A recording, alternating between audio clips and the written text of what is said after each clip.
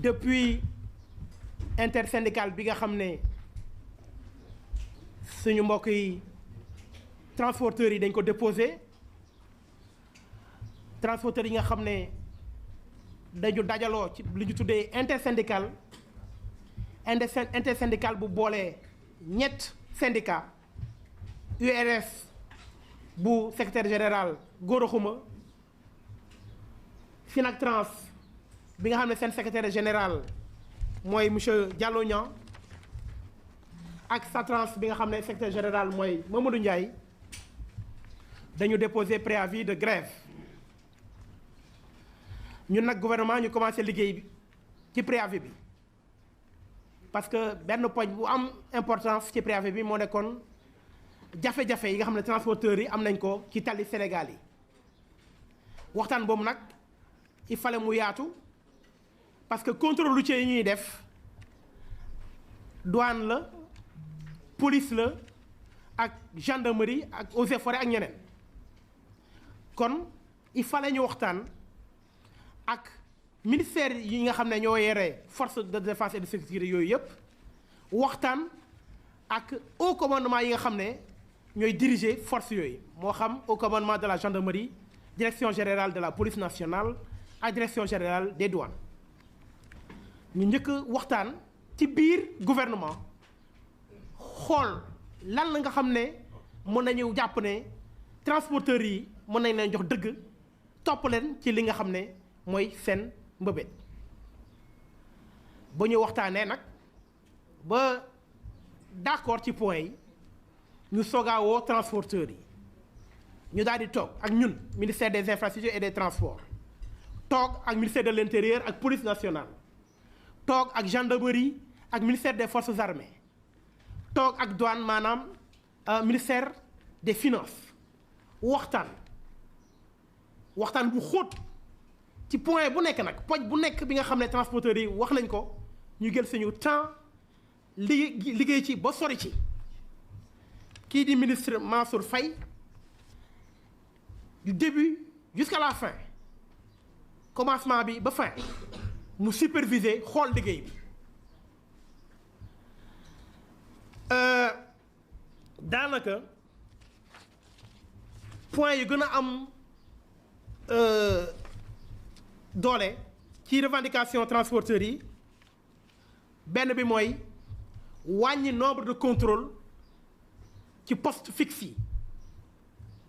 ci li nga xam ne mooy corridor yi maanaam yoon yu mag yi nga xam ne ñooy tax ñu jógee biir Sénégal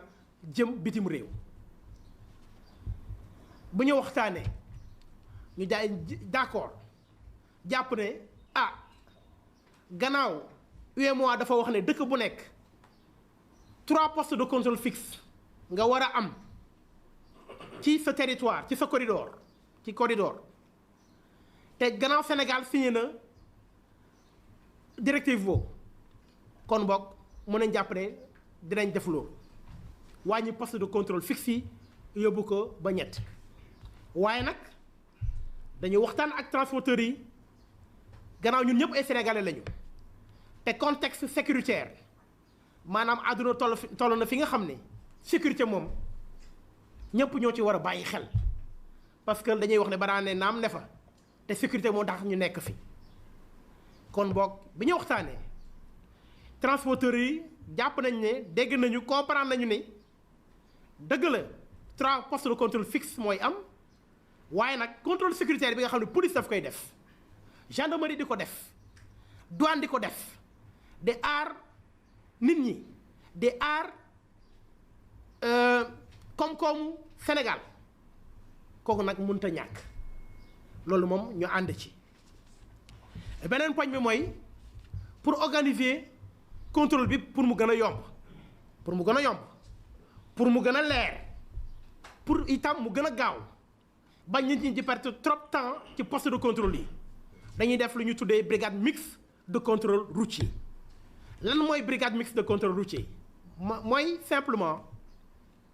ci kilifteef gouverneur de région force de défense et de sécurité moo xam police moo xam douane moo xam gendarmerie ak ñeneen ñi eaux et forêts dañuy dajaloo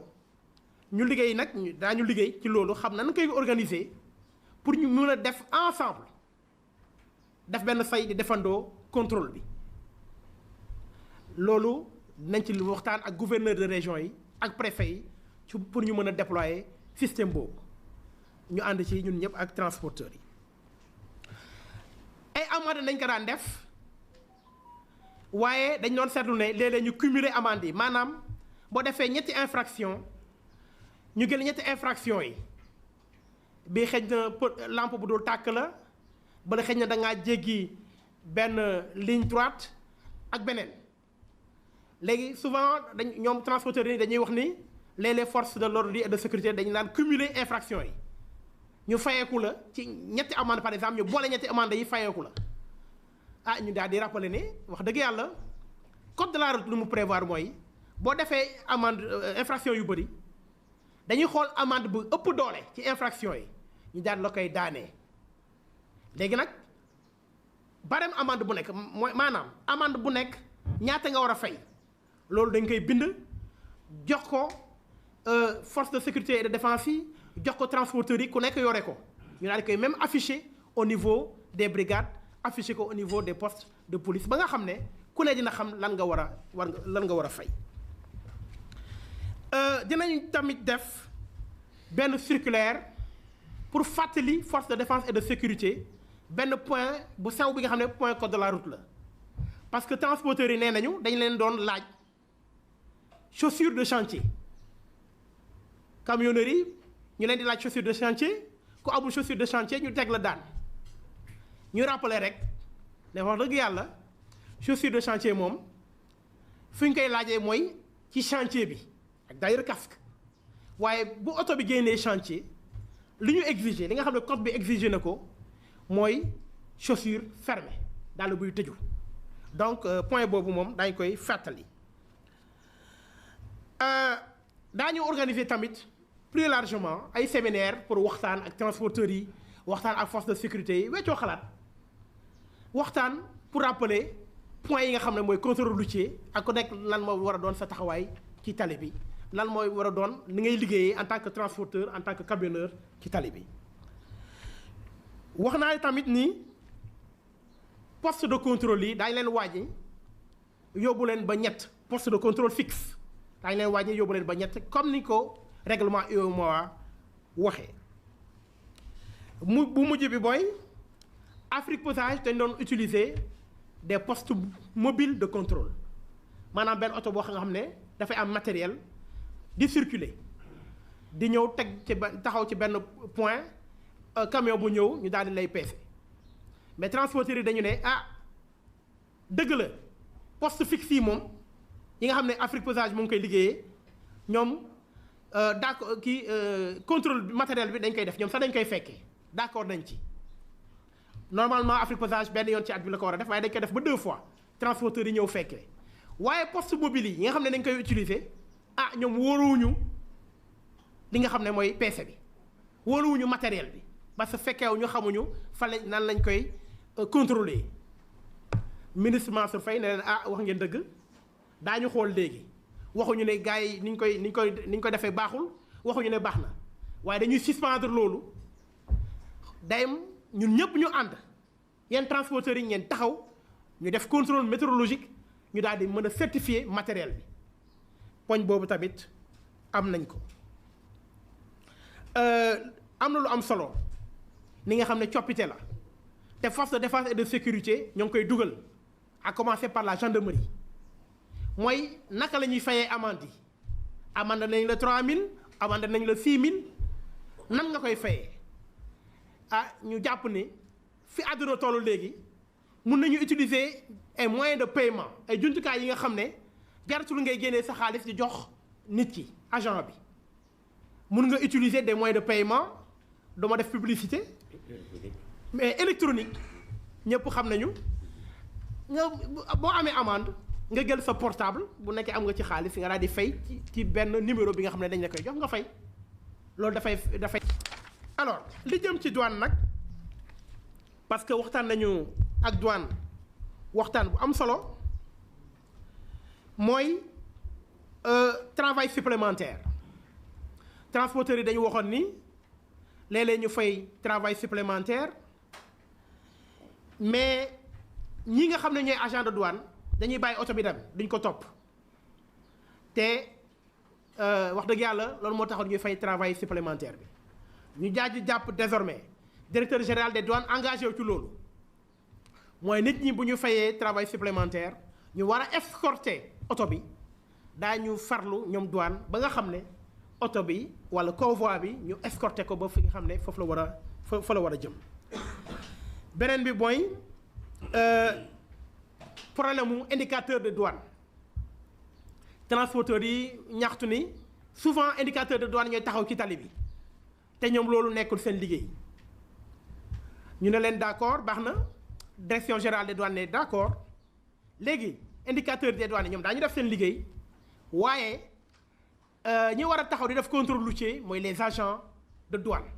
pour mbir mi leer pour ñëpp. waaye tamit liggéey douane am na solo bi nga xam ne am na importance bi nga xam ne wax dëgg yàlla douane mënuñu wax ne ñoom fii la ñuy taxaw wala fële il faut ñu def contrôle sécuritaire nekkul contrôle routier parce que dafa am poste de contrôle routier ñu am ñoom seeni poste de contrôle sécuritaire am na ñuy liggéey te douane moom mënul taxaw naan fii laay taxaw wala fële kon xam nga ne ñi jubul ñi ñoom daañu fexe kon bu ñu xamee fu douane nekk duñ fa jaar. kon douane dina continuer liggéey boobu parce que liggéey bu am solo la pour koom-koomu Sénégal transporteurs yi comprendre nañu point bu baax ba ñu d'accord ci point boobu. leneen li mooy li jëm ci communes yi parce que transporteurs yi nee nañ ñoom dañu sonnoon ñu leen di def sabu ci tali yi nga xam ne ci biir communes yi la. ñu ne leen dëgg la daañu waxtaan ak préfet yi waxtaan ak autorité administrative yi moo xam gouverneur ak ñooñu ba nga xam ne communes yi ñoom dañuy continuer nekk compétente di liggéey ci réseau non classé parce que loolu la yoon wax réseau non classé waaye ci réseau classé bi portion de réseau classé wax dëgg yàlla texte yi mooy route nationale ak route ak corridor yi texte yi dañuy wax ne AGEROUTE moo am sañ-sañ def gérer réseau boobu kon boog ñu delloo AGEROUTE li nga xam ne moom la moom. kon point bi nga xam ne waxtaan nañ ko ak intersyndical bi ba ñu jàpp poñ boobu. leneen li mooy frais yi nga xam ne frais de pesage la parce que camion bu ñëw buy jaar ñu peese ko waa Afrique pesage mi nga xam ne état du Sénégal moom la ñu defal concession def contrat pour muy defal pesage pour aar tali yi pesage boobu nag état du Sénégal moo ko dénk à travers un contrat société bu ñu dëppee Afrique pesage dañuy fayeeku 2000 francs ñu fàttali waa intersyndical bi ne contrat bi lu mu wax mooy essieu bu nekk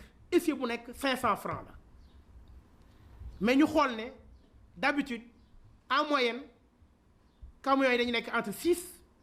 essieux wala 7 6 essieux 3000 kon nga war a fay wala 7 essieux nga war a fay 3500 mais syndicat yi transporteurs yi ci seen bopp ci njëlbeen ñoo ñaanoon état bi ne leen léegi nañ def forfait harmoniser ko def ko 2000 francs état bi d'accord ne ngir jàppale askan gi jàppale liggéey bi nañ ko wàññi def ko 2000 ñu d'accord ci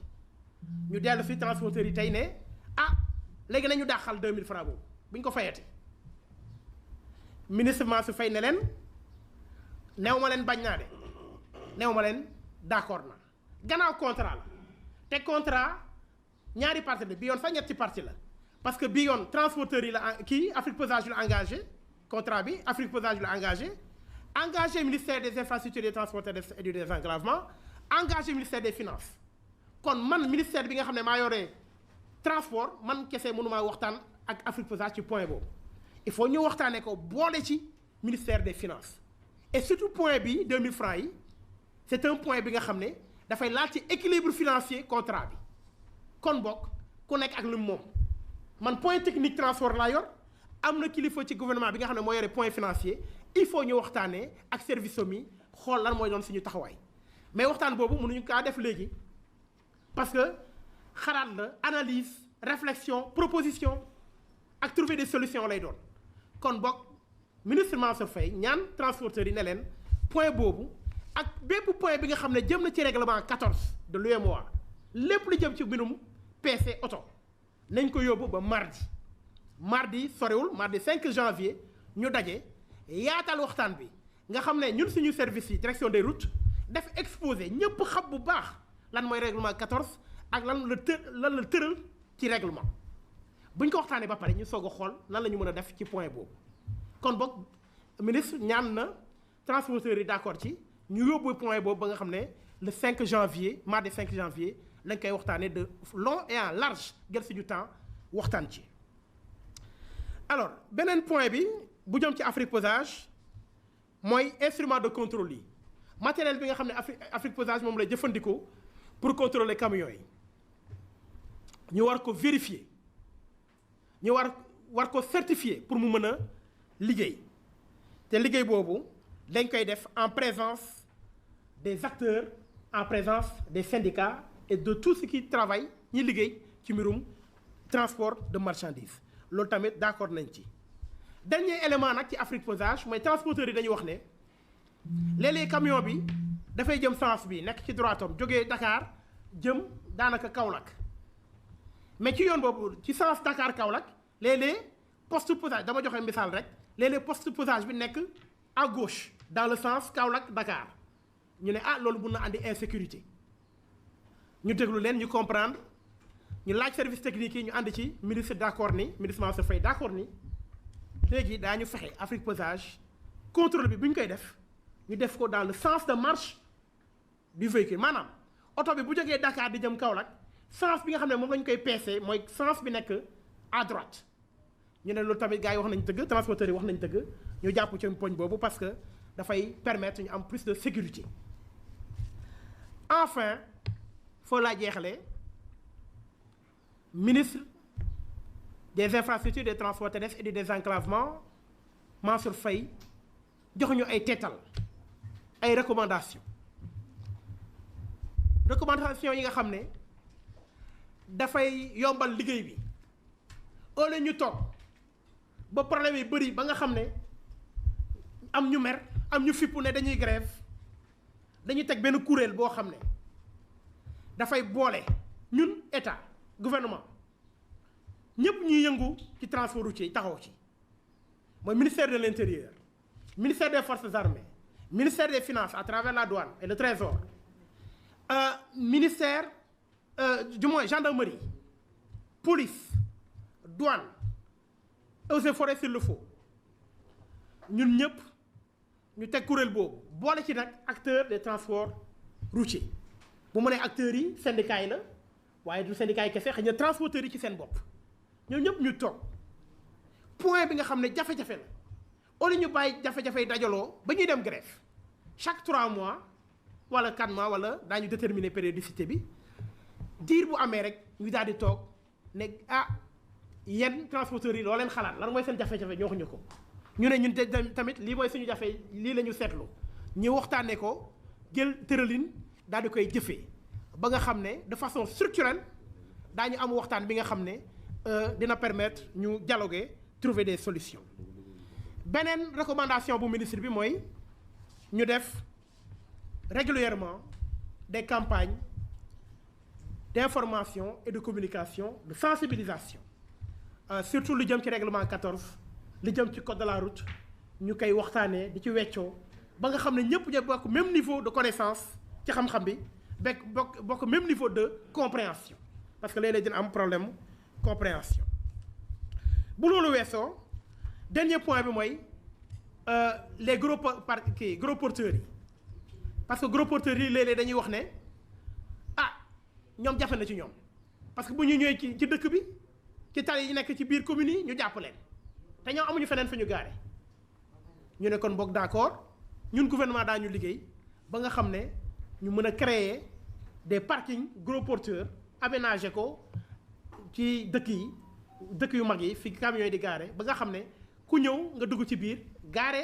am sécurité te doo gêner circulation bi doo créer difficulté ak insécurité ci tali yi donc poñ yooyu la ñu jàpp. alors ministre Mansour Faye di rafetlu ministre Mansour Faye di rafetlu waxtaan bi nga xam ne am nañ ko li ëpp weer ak transporteurs yi parce que suñu wàll de ñun depuis le 9 décembre ñoo ngi ci liggéey à l'intérieur du gouvernement bi ñu paree woo nañu transporteurs yi depuis le 21 décembre di waxtaan ak ñoom am nañu ay avancées di ci sant yàlla waaye tamit di remercier transporteurs yi pour seen yaatuwaay c'est vrai am nañu des points de revendication ñun gouvernement ñu def suñu kàttalaay kattan